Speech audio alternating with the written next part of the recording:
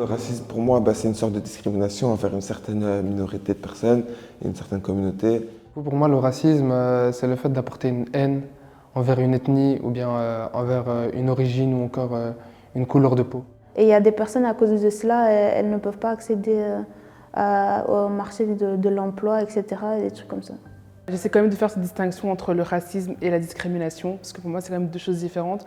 Le racisme est quand même quelque chose qui est lié à l'histoire, notamment à l'époque de l'esclavagisme. Ça remonte à ça pour moi.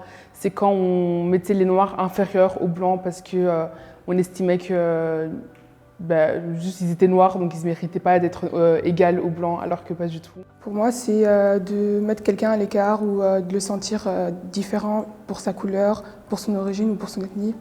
J'ai déjà eu une copine qui a été victime de racisme pour ses cheveux parce qu'elle venait avec des afros à l'école. Et du coup, les gens, ils venaient, il a touché les cheveux, il lui faisait sentir qu'elle était différente quoi, et que c'était pas normal qu'elle vienne avec ses cheveux naturels à l'école.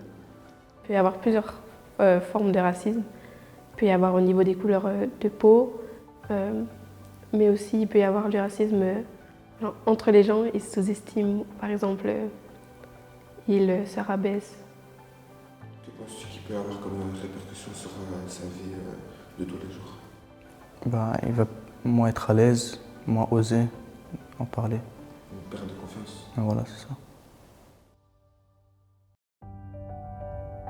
Pour pouvoir changer les mentalités, on pourrait mettre en place des cercles de parole. Que les personnes qui osent pas s'ouvrir puissent prendre la parole et s'ouvrir sans que personne ne la juge autour et qu'elles se sentent écoutées. Dans le cercle de parole, elle voit des personnes qui sont victimes de la même chose qu'elle, elle est victime, alors qu'en dehors, peut-être qu'elle se dit que c'est la seule, alors que pas du tout. Et avec les gens qui sont autour, elle verra qu'elle n'est pas seule.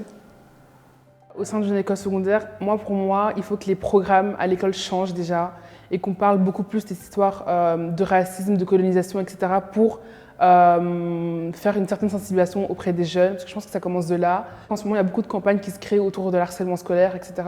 Pourquoi pas faire la même chose autour du racisme, qui sont deux sujets qui sont hyper importants. Et je pense qu'il faudrait aussi que chaque année il réexplique c'est quoi le racisme dans les écoles et pourquoi c'est mal d'en faire.